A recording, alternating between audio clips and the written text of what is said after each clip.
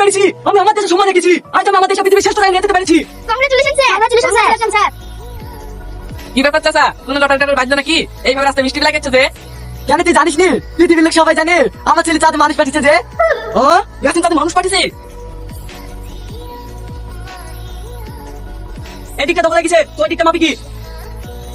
লেলে রহলে তুই দুটো মিষ্টি খাইলে। না না, আমি মিষ্টি খাবো না, তোমার মিষ্টি ওদেরকে খাও। আমিও চাঁদে যাবো, চাঁদের জায়গা দখল করে এসে তোমার মতো দোকানের মিষ্টি খাবো না, গ্রামের সবাইকে বিরিয়ানি খাবো, তুমি তাই খেলিও। মা মা, তাড়াতাড়ি বাইরে আসো। কি রে ভেবে চিল্লাছিস কেন? কি হয়েছে? তুমি তাড়াতাড়ি ব্যাগগুলো প্যাক করে দাও, আমি চাঁদে যাবো। তুই চাঁদে যাবি? হ্যাঁ। ওগো শুনছো? তুমি তাড়াতাড়ি বাইরে আসো, এটা তো তোমার ছেলে মাথা খারাপ হয়ে গেছে। কি হলো কি? কে কোথায় গেছে? আব্বা আমি চাঁদে যাচ্ছি, বুনে বিল লেগে যে টাকাগুলো গুছিছো সেই টাকাগুলো দাও, আমি রকেট বানাবো। চল। এই তোর কি মাথাটা খারাপ হয়ে গেছে নাকি? চাঁদে কোনোদিন যাওয়া যায়? তুমি দেশে খবর কিচ্ছু জানো না আব্বা, সারাজীবন নাচলি পড়ে থাকো। তুমি জানো ওই পাড়া যেতে চলে আসিন, জমি দখল করলে চাঁদে মানুষ পাঠিয়েছে।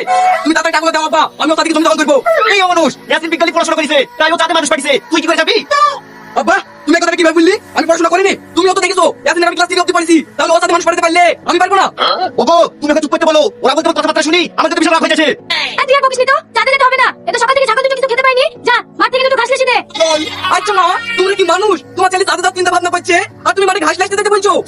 যে বাড়িতে আমার মতো বিজ্ঞানের কোনো কদর নাই, সেই বাড়িতে আমরা থাকবো না। এই বাবু শোন, শোন কোথায় যাচ্ছিস শোন।